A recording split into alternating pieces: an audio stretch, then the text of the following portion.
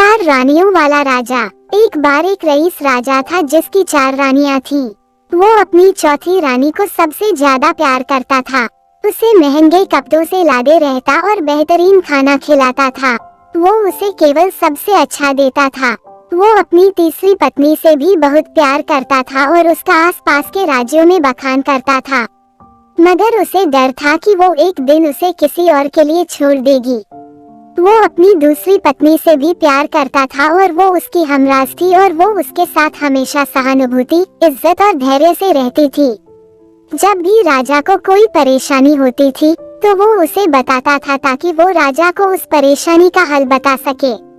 राजा की पहली पत्नी राजा की सबसे वफादार थी और राज्य और उसकी दौलत बढ़ाने में बहुत मदद करती थी, मगर वो अपनी पहली पत्नी से प्यार नहीं करता था। एक बार राजा बीमार पड़ गया और उसे समझ आ गया कि उसके पास समय बहुत कम है, इसलिए उसने अपनी चौथी पत्नी से पूछा कि मैंने सबसे ज्यादा प्यार तुमसे किया है और तुम्हें सबसे बेहतरीन चीजों से नवाजा है, तुम्हारा सबसे ज्यादा ध्यान रखा है। अब जब मैं मरने जा रहा हूँ, क्या तुम मेरा साथ देने के लिए मेरे साथ चलोगी? तब उसकी चौथी पत्नी ने जवाब दिया कि बिल्कुल नहीं। उसकी बात राजा के दिल में छुरी जैसी चुभी। अब दुखी राजा ने अपने तीसरे पत्नी से पूछा कि मैंने सारी जिंदगी तुमसे प्यार किया, अब मैं जा रहा हूँ, क्या तुम मेरे साथ चलोगी? नहीं, ऐसा तीसरी पत्नी ने जवाब दिया, जिंदगी बहुत अच्छी है और जब तुम मरोगे तो मैं दोबारा से शादी करूँगी। अब राजा का दिल बैठ गया था और वो अब ठंडा पड़ गया था। फिर उसने अपनी दूसरी पत्नी से पूछा, मैंने हमेशा जरूरत के वक्त तुमसे मदद मांगी और तुमने भी हमेशा मेरा साथ भी दिया, लेकिन अब जब मैं मरूंगा क्या तुम मेरा साथ देने मेरे साथ आओगी? माफ करना, इस बार मैं तुम्हारी मदद नहीं कर सकती। दूसरी पत्नी ने जवाब दिया, ज्यादा से ज्यादा मैं तुम्हें तुम्हारी कब्र तक छोड़ सकती हूँ।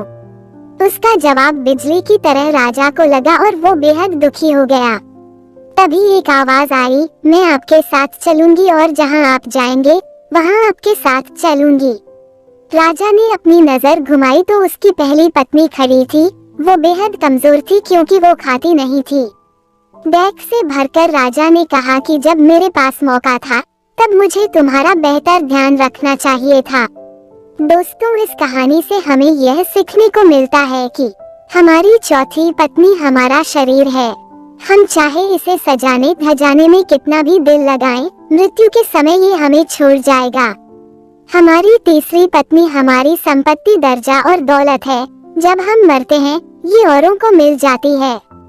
हमारी दूसरी पत्नी हमारा परिवार और समीगण है। चाहे वो कितना ही हमारे साथ क्यों न हो, ज्यादा से ज्यादा वो हमारे साथ शमशान तक ही आ जाएंगे, पर उससे आगे नहीं। हमारी पहली पत्नी हमारी आत्मा है जो अक्सर दौलत, ताकत और अहंकार के सले बेध्यान हो जाती है, मगर हमारी आत्मा ही एक ऐसी है जो जहाँ हम जाएंगे वहाँ तक जाएगी। इसीलिए इसे उपजाए, ताकतवर बनाएं और इसका आज से ही ध्यान रखें। यही दुनिया में आपका सबसे बड़ा तोहफा है।